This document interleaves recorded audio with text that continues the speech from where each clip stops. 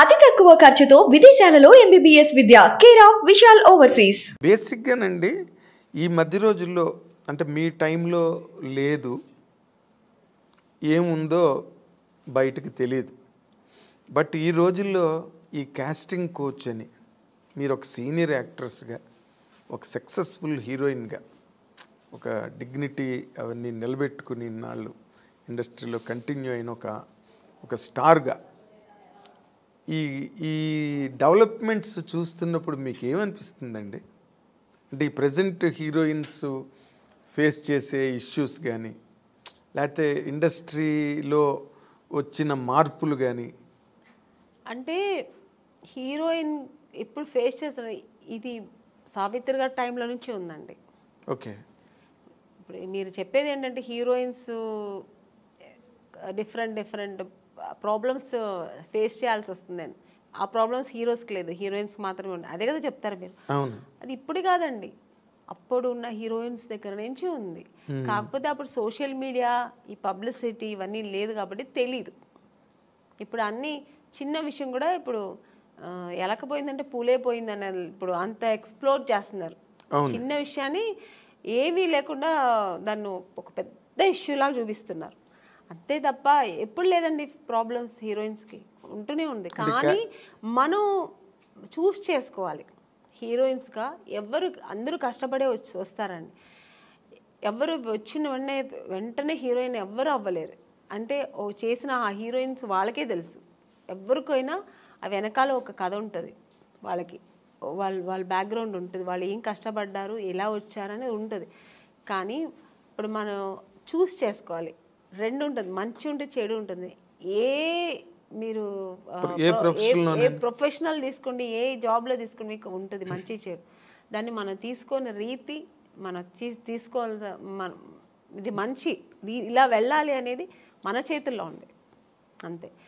చెడు ఉందని తెలిసిన తర్వాత మనం ఎందుకు వెళ్తామండి కదా. అని మీరు ఎప్పుడు అట్లాంటి ఎవరు మీ జనరేషన్? చెప్పాను కదా, ఫేస్ చేశాను నేను కూడా. తెలుగు మనం తమిళ్లో చాలా ఫేస్ చేశాను నేను కూడా. Casting couch problem. అవునండి, ఇప్పుడు పెద్ద డైరెక్టర్స్ పెద్ద కంపెనీల్లో లేదు అలాంటి నాకు తెలిసి. కొన్ని కొత్త కంపెనీస్ వస్తాయి, కొత్త వాళ్ళు వస్తారు, సడన్గా ఆఫీస్ వేసుకుని హీరో. మనకేం తెలుసు వాళ్ళు కొత్త ఏదో హీరోయిన్స్ ఛాన్స్ అంట, మనం వెళ్తాము, ఒక పిలుస్తారు, మేనేజర్ పిలుస్తారు, వెళ్తాం. ఓకే అండి, 2 pieces వేయాలండి, మీకు ఇక్కడ స్ట్రెచ్ మార్క్లా ఉంటుంది కదా, అలా ఏమైనా ఉందంటే, నాకెళ్ళి ఎందుకు ఉంటుందండి స్ట్రెచ్ మార్క్, నాకు లేదండి అండి. లేదు, ఒకసారి చూపిస్తే బాగుంటుంది. ఎలా చూపిస్తారండి? పక్కన ఇప్పుడు ఒక మదరు, మా బ్రదరు ఉంటారు, వాళ్ళ ముందు ఇది చూపించండి, ఎలా ఇలాంటివి జరుగుతాయండి. అది ఎలా చూపిస్తారు? అది వాళ్ళు అర్థం చేసుకుంటా కావాలని చేస్తారా, లేదు పర్టికులర్గా దీనికోసమే ఆఫీస్ వేసుకొని కూర్చుంటారా, మనకు తెలియదు. అప్పుడు అర్థమైపోతుంది వీళ్ళు సినిమా తీస్తారా లేదు దీనికోసం వచ్చారా. మనకు ఎక్స్పీరియన్స్ కదా. ఇప్పుడు ఒక 4-5 కంపెనీ వెళ్తే ఇప్పుడు అక్కడ ఎలా జరిగింది. ఇప్పుడు ఒక పెద్ద కంపెనీకి వెళ్తే వాళ్ళు ఏం అడుగుతారు, కొంచెం డ్యాన్స్ చేసి చూపించమ్మా, ఒక యాక్టింగ్ చూపించు, ఎమోషనల్గా చేయి, ఇప్పుడు ఒక హీరోయిన్తో మాట్లాడాలి, ఈ డైలాగ్ ఇస్తారు, ఇది ఎలా మాట్లాడతాం, ఇలా అడుగుతారు. అది మనకు సినిమాకు సంబంధించింది మాత్రమే వాళ్ళు అడుగుతారు. స్ట్రెచ్ మార్క్ చూడాలి, మీకు ఇక్కడ ఏమైనా బ్లాక్ ఉంటుందా, మొన్న ఒక హీరోయిన్ అలాగ వచ్చారు, మేము చూడకుండా వేసుకున్నాం, చూసిన తర్వాత స్పాట్లో చూసాము, మీరు కొంచెం బట్టలు ఇప్పి చూపించండి. ఇలాంటివి కొన్ని కొత్త వాళ్ళు ఉంటారండి. ఇలాంటి వేషాలు వాళ్ళు దీనికోసం వస్తారా లేదా సినిమా తీయడానికి తెలిసిపోతుంది మనకు. అప్పుడు అర్థమవుతుంది. అప్పుడు లేదు సార్, ఐఎమ్ సారీ, నేను అలా అంతా చేయలేను, నాకు స్విమ్మింగ్ నాకు అసలే తెలియదు, నేను అలాంటి క్యారెక్టర్ కూడా నాకు వద్దని చెప్పి లేచి రావడం, అంతే మన పద్ధతి. ఓకే చూపిస్తాను అనేది అది వాళ్ళ ఇష్టం అండి. అది ఎవరిని మేము తప్పు అనట్లేదు, వాళ్ళకి ఇష్టపడి ఓకే నేను దేనికైనా ఓకే నేను చూపిస్తాను అనేది వాళ్ళ మనసు దాన్ని బట్టి ఉంటుంది. నేనైతే మైండ్ సెట్ బట్టి నేనేమంటాను, లేదు సార్ నాకు అది తెలియదని నేనైతే అలా చేయించాను, మీకు అంత ఇది ఉంటే నన్ను హీరోయిన్గా వేసుకోండి, నేను మీకు 2 piece ఐఎమ్ రెడీ, నేను స్విమ్ సూట్ వేసుకుంటా, కానీ ఇక్కడ బట్టలు ఇప్పి చూపించడం అయితే నేను కుదరదని లేచి వచ్చిన ఎన్నో సన్నివేశాలు నాకు జరిగింది. అలాంటి సిచ్యుయేషన్స్ వచ్చాయి అని చెక్ ఇచ్చి అడ్వాన్స్ ఇచ్చిన కంపెనీలు ఎన్నో ఉన్నాయండి నాకు. అడ్వాన్స్ తీసుకున్నా, ఇంటికి వచ్చిన తర్వాత next day phone, madam manager, అప్పుడు మీకు సెల్ ఫోన్ లేదు కదా, ఏదైనా డైరెక్ట్ లేదంటే ల్యాండ్లైన్ మేనేజర్ వచ్చి మాట్లాడు, మేడం ఇలాగా డైరెక్టర్ గారు అక్కడ ఫుల్ ఇది పెట్టుకున్నారు, స్టోరీ డిస్కషన్ పెట్టుకున్నారు, ఇట్లా ఒక బీచ్ దగ్గర ఇట్లా రమ్మంటున్నారు మిమ్మల్ని, ఫైనాన్షియర్ వస్తున్నారు చూడాలంట. ఫైనాన్సర్ నన్ను ఎందుకు చూడాలి, నాకు అర్థం కాదు. ఫైనాన్స్ ఇప్పుడు చూడాల్సిందే డైరెక్టర్, ప్రొడ్యూసర్ అయిపోయింది. ఇంకా ఎక్కువ అనుకుంటే హీరో చూడాలా, ఓకే హీరో గారు చూడాలి ఎలా ఉంటుంది, నా పక్కనే ఎలా చేస్తే హీరోయిన్ ఒక అమ్మాయి ఎలా ఉంటుందో చూడటం, ఇది పద్ధతి.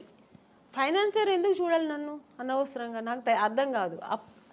కొన్ని రోజుల తర్వాత అర్థమయ్యేది, ఓ దీని ఇంకోటి నాకు ఎక్కడ అర్థమయ్యేదంటే, మమ్మీ వద్దండి మీరు మాత్రం వస్తే చాలంటేనే అర్థమైపోయేది. కారు తీసుకొచ్చారు, ఐఎమ్ సారీ అని నేను రాను.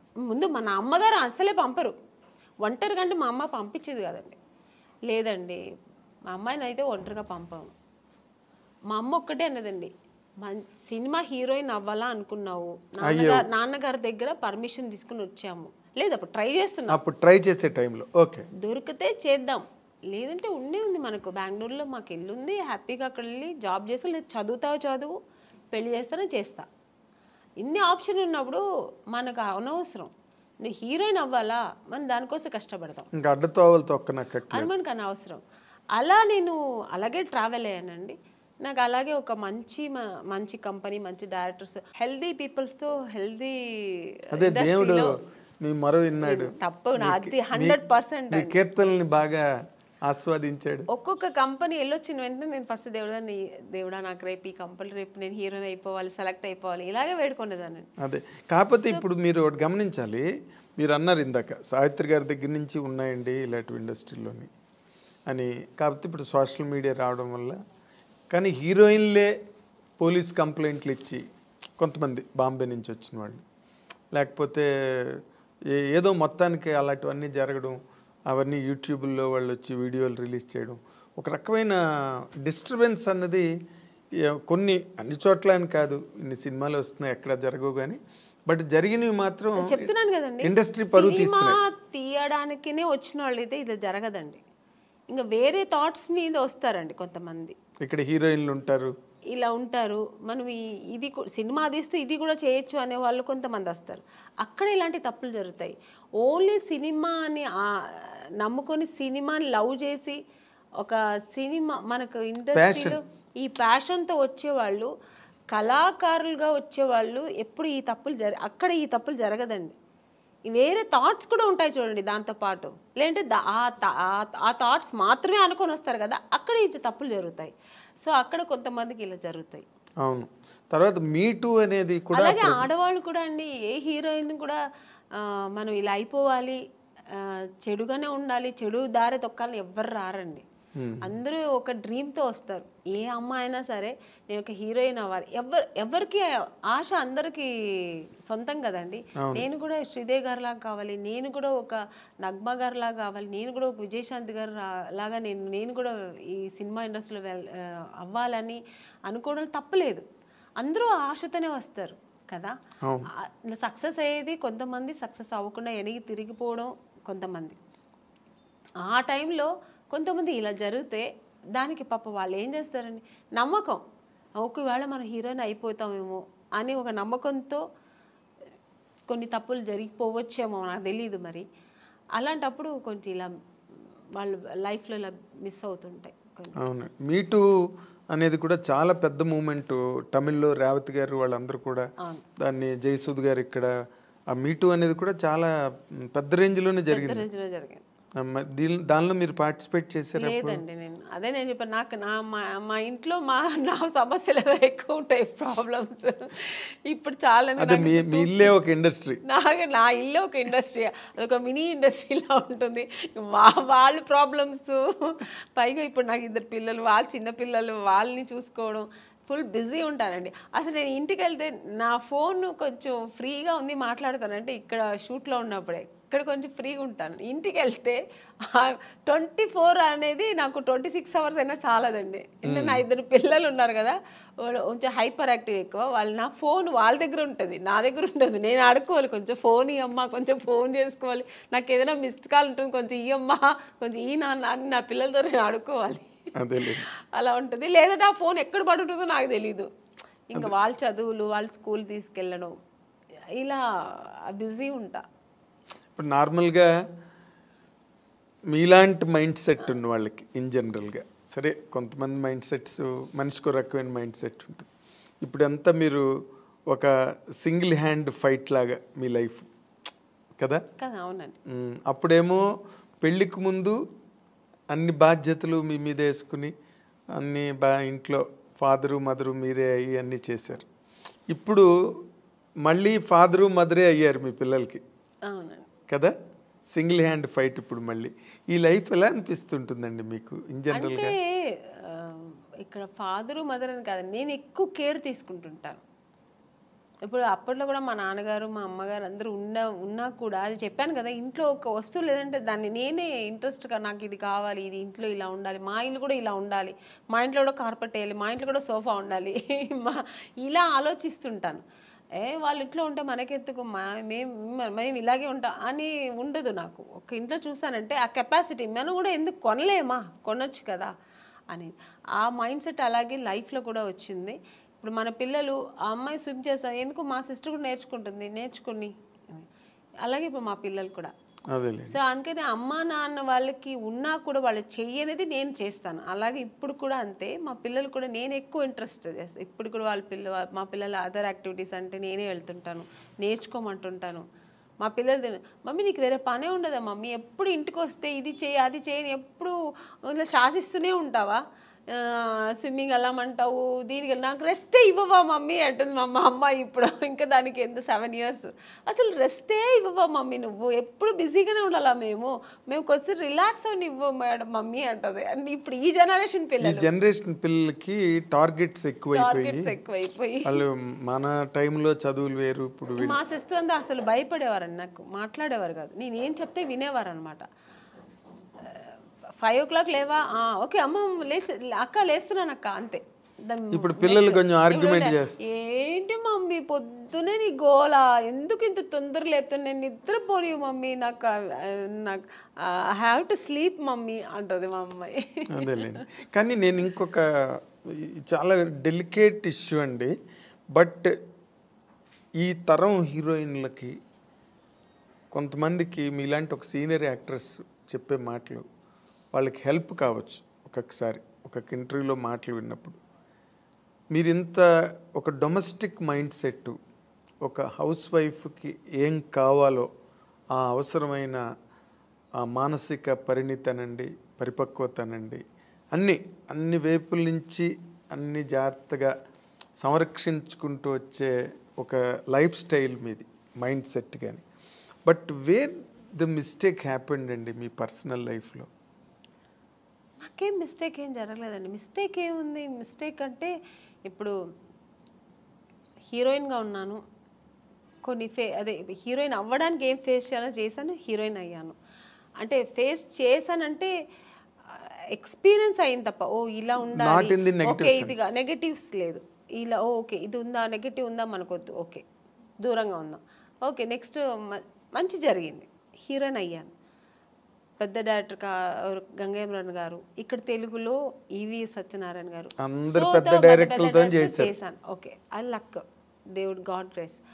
అలాగే ఇంకా మ్యారేజ్ లైఫ్లో కూడా ఒక మ్యారేజ్ చేసుకున్నాను, నాకేం పెద్ద టెన్షన్స్ లేదు. నేను అనుకున్నట్టే నేను ఎలా ఉండాలనుకున్నా అలాగే ఉంటున్నాను హ్యాపీగా. నాకు అక్కడ ఏం రిస్ట్రిక్షన్స్ లేదు, ఏ ఫోర్స్ లేదు, నేను ఎలా ఉండాలో అలా. ఇంట్లో ఫ్రీ బర్డ్ నేను. కానీ చాలా విచిత్రమైన విషయం, అందరూ విచిత్రంగా ఆమన్ గారి విషయంలో ఫీల్ అయ్యేది, మీరు చాలా దైవభక్తురాలు, సంప్రదాయవాది, అసలు 16 అణాల హిందూ అమ్మాయి, ముస్లిం పర్సన్ని ఎలా చేసుకోవడం అన్నది అసలు సంథింగ్. అంటే నాకు మతాల మీద నమ్మకం లేదండి. నాకు రిలీజియన్ అనేది ఏం లేదు, ఆడ మగ అంతే. అంటే ఇప్పుడు నేను పెరుమాళ్ బాలాజీని ముక్త అంటే అది నా ఇంట్రెస్ట్, నాకు అది ఇష్టం. అందుకని అల్లా ముక్తున్న తప్ప నేను అనట్లేదు, జీసస్ ముక్త తప్పనట్లేదు. జీసస్ నాకు ఇష్టమైతే నేను ఇప్పుడు నాకు కూర్చున్నప్పుడు చర్చికి వెళ్ళాలి అనిపిస్తే వెళ్తాను. అలాగా నాకు మన చర్చికి వెళ్ళే వాళ్ళు చాలా మంది అలాగే నాకు ఫ్రెండ్స్ కోసం కూడా రిలీజియన్ మతాల మీద పెద్ద ఇదేం లేదు నాకు. సో అందుకని నాకు ఆ ప్రాబ్లమ్స్ లేదు. కానీ నాకు ఇష్టం పూజలు చేయడం, ధ్యానం చేయడం, మంత్రాలు చదవడం, ఇవి నాకు ఇంట్రెస్ట్, అది నేను చేసుకుంటా. అందుకని వేరే వాళ్ళ మీద నువ్వు ఇలాగే చేయాలి, ఇదే నమ్మండి, ఇది చేయండి అని నేను ఎవరిని ఫోర్స్ చేయను. వాళ్ళు చేస్తున్నది కూడా నేను తప్పని నేను అన్నాను. అదే రుద్దరు మీ అభిప్రాయం ఎదుటి వాళ్ళ మీద రుద్దను. వాళ్ళు చేస్తున్న అంటే మీ మదర్ వైపు నుంచి కానీ ఎప్పుడు అపోజిషన్ రాలేదా? నాకు ఏది ఇష్టమో ఎవరు నన్ను ఎప్పుడు ఏమనలేదండి. మా అమ్మగారు ఒక్కటే, నువ్వు ఎవరైనా పెళ్లి చేసుకో, ఎలాగైనా చేసుకో, ఎలా అయినా ఉండు, సినిమా ఇండస్ట్రీని వదలద్దు. ఎందుకంటే అమ్మ నేను ఎంత కష్టపడ్డానో నాతో పాటు అమ్మ కష్టపడింది. అవును, ఎక్కడా కూడా అమ్మ నన్ను కష్టపడనివ్వకుండా ఆవిడ కష్టాలు అనుభవించైనా నన్ను హీరోయిన్ చేసింది. అలాంటి ఒక ఇండస్ట్రీని హీరోయిన్ అవ్వడానికి ఎన్ని కష్టాలు పడ్డావు, అలాంటి ఒక ఇండస్ట్రీని వదలొద్దు. నువ్వేంటే నువ్వు ఇష్టపడి వచ్చావు, ఆ కళామ తల్లి నిన్ను అనుకుని నీకు ఇచ్చింది, ఆ కళామ లైఫ్ లాంగ్ కొనసాగించు. ఇప్పటికీ మీ మదర్ నాతోనే ఉన్నారు. ఇప్పటికీ మీరు ఇంటికి ఎప్పుడైనా సడన్ గా వెళ్తే కూడా నేను చెప్పలేదు, ఎప్పుడు సడన్ గా వెళ్తే మా అమ్మ ఒక టీవీ ఉంటుందండి ఎప్పుడు ఆవిడ ఇప్పుడు రిలాక్స్ అయిపోయింది కదా, ఎప్పుడు ఆ టీవీలో ఆమెని సినిమా, ఆమెని ఇంటర్వ్యూ, ఆమెని సాంగ్స్ ఇదే పోతుంటుంది అంతే. ఆవిడ అది నేను అంటే నీకేమైనా పిచ్చి పట్టిందమ్మా, ఎప్పుడు నాదే చూస్తున్నా, అసలు నాకు విని నాకు విసిగెత్తింది, వేరే ఏదైనా పెట్టమ్మా అంటే. అలా అమ్మ చాలా ఇష్టపడుతుంది, ఆ ఫీల్డ్ని ఇష్టపడుతుంది, నేను చేయడం అనేది ఆవిడకి అంతకంటే ఇష్టం. సో అందుకని నన్ను ఎప్పుడు అమ్మ అని షూటింగ్ వెళ్తానంటే నాకంటే ఎక్కువ సంతోషపడేది మా అమ్మాయి ఇప్పటికీ. అంటే మీరు ఈ షూటింగ్ వెళ్తున్నావమ్మా, ఓకే ఓకే అంటారు, అదే ఆనందం.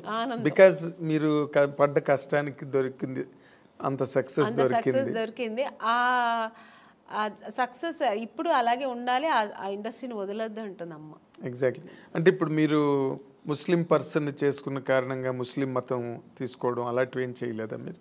ఏమీ లేదండి. నేను ఎలా మైసెల్ఫ్ నేను ఎలా ఉన్నానో అలాగే ఉన్నాను, అలాగే ఉంటూ ఉంటాను.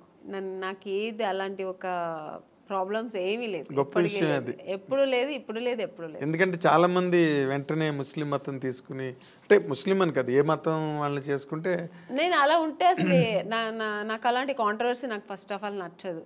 ఇలా ఉంటేనే అలాగా ఫోర్స్ అసలే నచ్చదు నాకు. నాకు ఎప్పుడు నాకని కొన్ని ఎథిక్స్, కొన్ని ఫ్రీడమ్స్ ఉంటాయి. అది ఏ విషయంలో అయినా, ఇది ఒక మ్యారేజ్ అనే కాదండి, పిల్లల విషయంలో కూడా అంతే. ఇప్పుడు నేను పూజ చేస్తున్నా అంటే నన్ను డిస్టర్బ్ చేయకూడదు 1 hour, నా పిల్లలైనా సరే. నేను నెమ్మదిగా నేను అనుకున్న పూజ నేను జరిపించేయాలి, అలా అనుకుంటాను, అది నాకు జరగాలి అంతే. సో ఇప్పుడు ఈ ఇంత లాంగ్ స్ట్రెచ్ ఆఫ్ లైఫ్, అవతల కెరీరు, ఫ్యామిలీ లైఫ్, ఇవన్నీ కూడా ఇప్పుడు ఒకవేళ ఫ్యామిలీ లైఫ్లో ఏదైనా వచ్చిన డిస్టర్బెన్సెస్ని కూడా మీరు అన్నిటినీ ఓవర్కమ్ చేసే మెంటల్గా బాగా సెట్ అయ్యి ఉన్నారండి, లేకపోతే స్టిల్ యూ ఫీల్ ఫస్ట్? ఏమీ లేదు, నాకు అసలు ఏ ప్రాబ్లమ్స్ లేదు మెంటలీగా, కానీ నాకు అసలు ఆ మానసిక ప్రాబ్లం ఏమీ లేదండి. హ్యాపీగా ఉన్నా, ఐఎమ్ వెరీ హ్యాపీ. నాకు మెయిన్ ఫస్ట్ నాకు ఇండస్ట్రీ అండి, నేను ఇష్టపడి వచ్చిన ఇండస్ట్రీ. సో అది హెల్తీగా నాకు ఇప్పటి వరకు నేను వెళ్తున్నా జర్నీ. సెకండ్ నా పిల్లలు, నా ప్రపంచం ఇదే, నా ప్రొఫెషనల్, నా పిల్లలు, ఇది నా ప్రపంచం. దీని తర్వాత ఏదైనా ఆలోచిస్తాను, దీని తర్వాత సెకండరీ, ఇంటికి సెకండరీ. నేను ఇక్కడ వస్తే నా ప్రొఫెషనల్ ఓన్లీ, ఫోకస్ దీంట్లోనే ఉంటుంది. ప్యాకప్ అంటే నెక్స్ట్ ఫ్లైట్ ఏది ఉంటే వెళ్ళిపోతుంటా ఇంటికి, ఎందుకంటే నా పిల్లలు వెయిటింగ్ అక్కడ, ఎందుకంటే వాళ్ళు చాలా మిస్ అవుతుంటా. సో జయసుద్ గారు కూడా 6 రోజులే ఎట్ ఏ స్ట్రెచ్ షూటింగ్ చేసి మళ్ళీ 3 days బ్రేక్ తీసుకున్నారు. నేను బ్రేక్ తీసుకోనండి, నాకు బ్రేక్ వస్తుంది. ఇప్పుడు వచ్చింది అనుకోండి, ఇప్పుడు 3 days బ్రేక్ వస్తుంది, వెళ్ళిపోతా. ఫస్ట్ నా పిల్లలు వాళ్ళు నా కోసం వెయిట్ చేస్తాను, మమ్మీ మమ్మీ ఎప్పుడు ఫోన్లో ఎప్పుడు వస్తావు మమ్మీ ఎప్పుడు వస్తా, ఆ పిలుపుకు వెళ్ళిపోయి ఫస్ట్ ఇంకా వాళ్ళతో ఎన్ని టెన్షన్స్ ఉన్నా వాళ్ళతో వెళ్తే మొత్తం నేను ఇంకా అక్కడ మర్చిపోతాను అన్ని. వాళ్ళ టెన్షన్స్, వాళ్ళని స్కూల్కి తీసుకెళ్ళడం, మార్నింగ్ వాళ్ళు రెడీ చేయడం, వాళ్ళని స్కూల్ నుంచి తీసుకురావడం, వాళ్ళకి ఏది మంచి కావాలి చెడు కావాలి వండి పెట్టడం, వాళ్ళని బయట తీసుకెళ్ళడం, ఇంకా వాళ్ళ విషయంలో బిజీ ఉంటాను అన్నమాట. చిరంజీవి గారితో చెయ్యాలనుకుని చేయలేపారు లైఫ్లో. ఇప్పుడు చిరంజీవి గారు అబ్బాయి రామ్ చరణ్ అసలు ఇంటర్నేషనల్ గ్లోబల్ స్టార్. అవునండి. రామ్ చరణ్తో చేసే అవకాశం ఏమైనా ఉందా మీరు? ఇప్పుడు లేదు, వస్తే మాత్రం చేస్తానండి హ్యాపీగా. అదే అదే రామ్ చరణ్ తర్వాత ఇప్పుడు ఈ younger generation heroes junior NTR గారు కానీ మహేష్ బాబు కానీ అవకాశాలు ఏమైనా వచ్చాయా మీకు ఇప్పటి వరకు? మహేష్ బాబు గారు సినిమా చేశాను రీసెంట్గా. ఇంకెవరితో చేయ అవకాశం రాలే, వస్తే మాత్రం హ్యాపీగా చేస్తానండి, చాలా సంతోషంగా చేస్తాను. వాళ్ళు బాగా మీకు ఇష్టమైన హీరో ఎవరండి యంగర్ జనరేషన్లో? అందరూ ఇష్టమే. ఎక్కువ అనుకుంటే నాకు జూనియర్ ఎన్టీఆర్ గారు అంటే చాలా ఇష్టం. అవునా? ఆయన సినిమాలు బాగా చూస్తుంటా ఇప్పట్లో. అంటే ఎందుకు అంటే ఆయన కూడా బాగా డాన్స్ ఎనర్జెటిక్గా బాగా చేస్తారు. అంటే అందరూ చెయ్యరని చెప్పట్లేదు. ఇప్పుడు రామ్ చరణ్ గారు కానీ మన మహేష్ బాబు గారు అందరూ ఇష్టమే. కానీ ఆయన సినిమాలు ఏదో కొంచెం ఎక్కువ మాస్ ఎక్కువ ఉంటుంది కొంచెం. సో అదే మాస్ హీరో హీరో అందుకని ఆయన ఫస్ట్ ఇది కూడా బిగ్ బాస్ చేసేది కూడా నేను చాలా ఇంట్రెస్ట్గా చూసాను. నేను అవునా? అంత చిన్న వయసు అంత చక్కగా మాట్లాడడం అన్ని చక్కగా స్పీకర్. నెక్స్ట్ ఇప్పుడు నాగార్జున గారిది కూడా బాగుంది. బట్ జూనియర్ ఎన్టీఆర్ గారు ఫస్ట్ టైం చేశారు కదా అలాంటిది ఈవెంట్, ఆయన చేయడం ఫస్ట్ టైం కదా అది. Exactly. So very very nice Amani garu, చాలాసేపు మా స్టూడియోకి వచ్చి చాలా విషయాలను మీరు గుర్తు చేసుకున్నారు, చెప్పారు. చాలా హ్యాపీ. మీ సెకండ్ ఇన్నింగ్స్ కూడా మంచి క్యారెక్టర్లు. మళ్ళీ ఒక 25 ఏళ్ళ తర్వాత మిమ్మల్ని ఎవరైనా ఇంటర్వ్యూ చేస్తే మళ్ళీ ఈ క్యారెక్టర్లన్నీ చెప్పి మాట్లాడండి, మంచి క్యారెక్టర్స్ మీరు చేయాలని. మీకు గాడ్, మీరు నమ్మే దేవుడు అన్నీ మీకు ఇంకా బాగా ఇచ్చి హ్యాపీ లైఫ్ ఇవ్వాలని కోరుకుంటూ ఈ wish you all the very best from the I dreams side అండి. This is what our eminent actress ఆమెని గారు, ఆవిడ తాలూకు అనుభవాలు, లైఫ్ జర్నీ, క్యారెక్టర్స్ అన్నీ చాలా టైం తీసుకుని మనతో డిస్కస్ చేసినందుకు మన అందరి తరఫున ఆవిడకి థ్యాంక్స్ చెప్తున్నాను. Thank you for watching.